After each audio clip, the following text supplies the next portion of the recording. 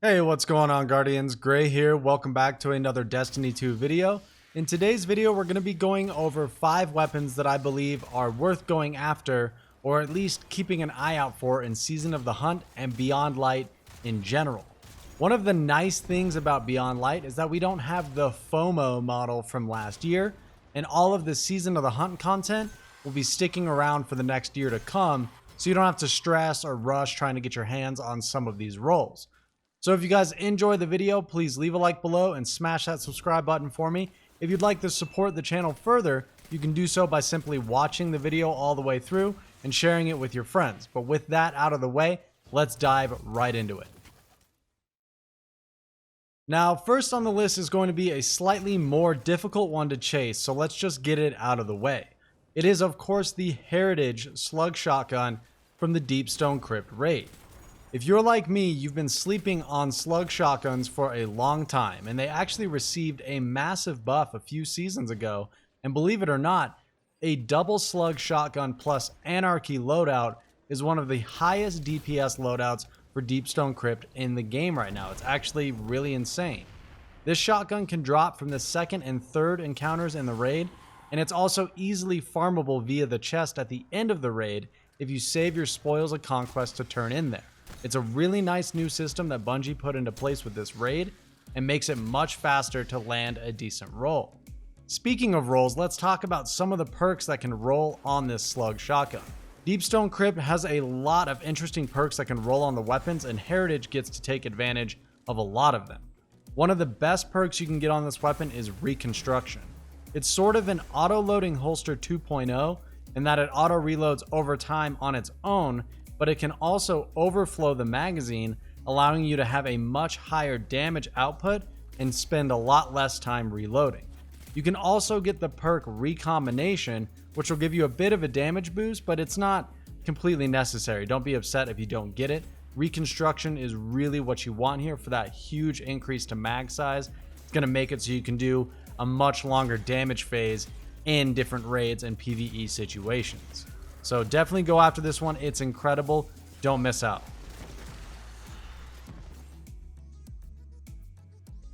For our next weapon, we're going to shift gears to something that is much easier to farm, the Deafening Whisper grenade launcher.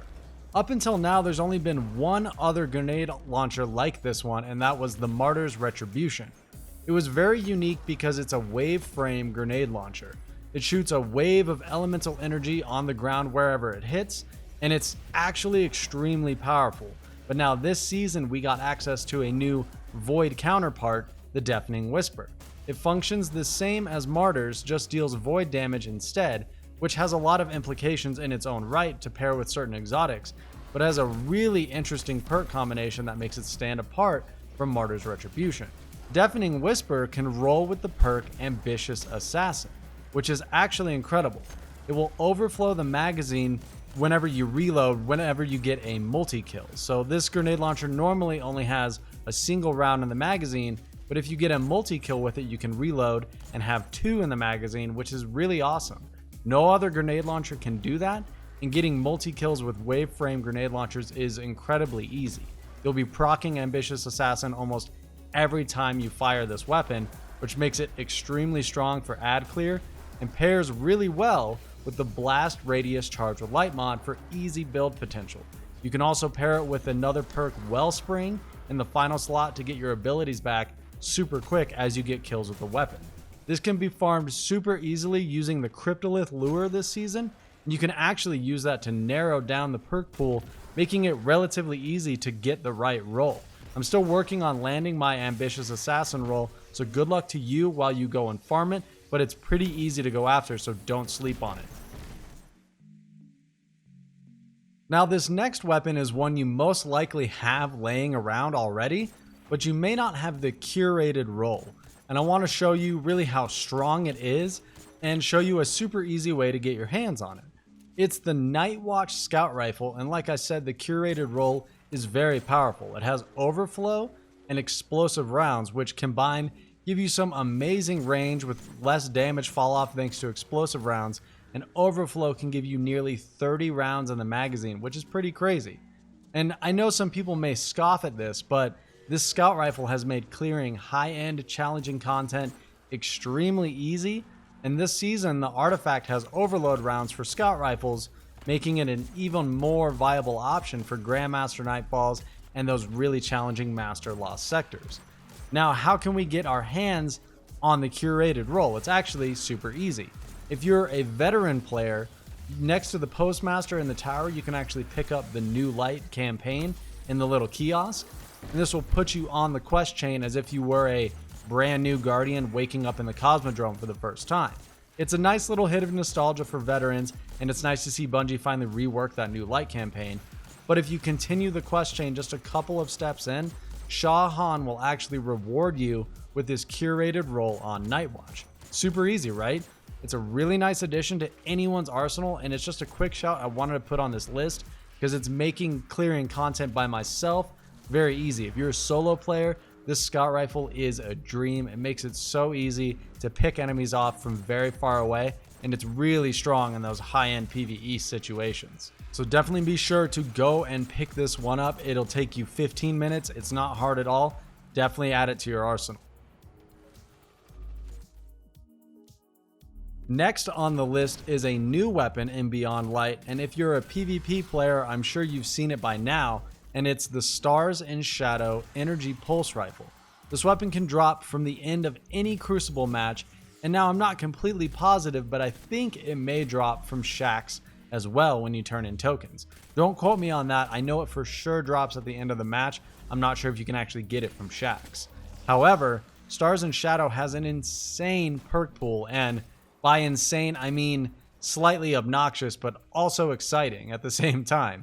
In the third and fourth columns, they both have 12 different perks that can roll in each column. It's crazy. The amount of combinations is absolutely nuts. It makes it extremely difficult to land a good roll on it, but some of the possible combinations are amazing.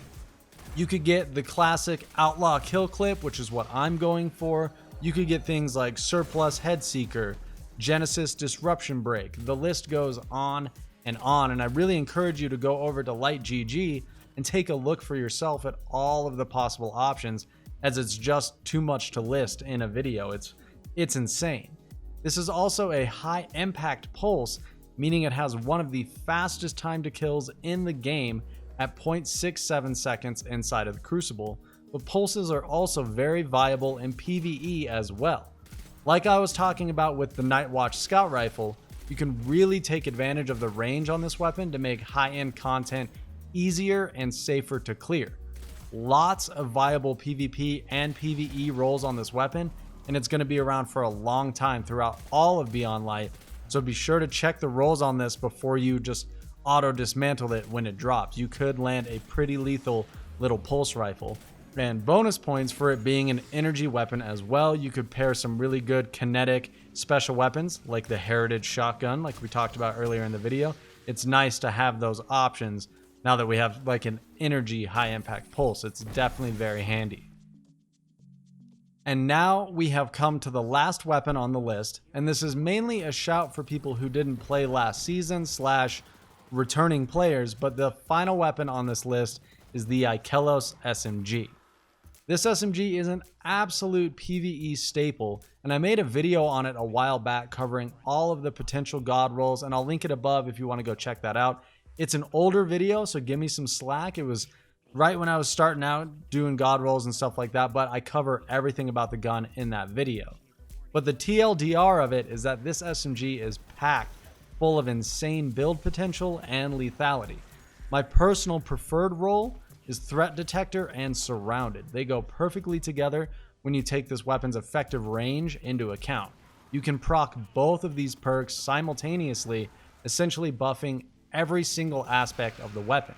You're getting better handling, better reload, more damage. It's amazing. It deals very respectable damage in its own right, and it's one of, I believe, 3 750 RPM SMGs in the game, so it's definitely a very unique weapon.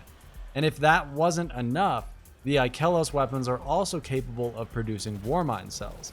If you're sleeping on Warmind cells, then I'm going to kindly ask you to wake the hell up, because you're missing out on some of the easiest and most powerful ad clear in the game.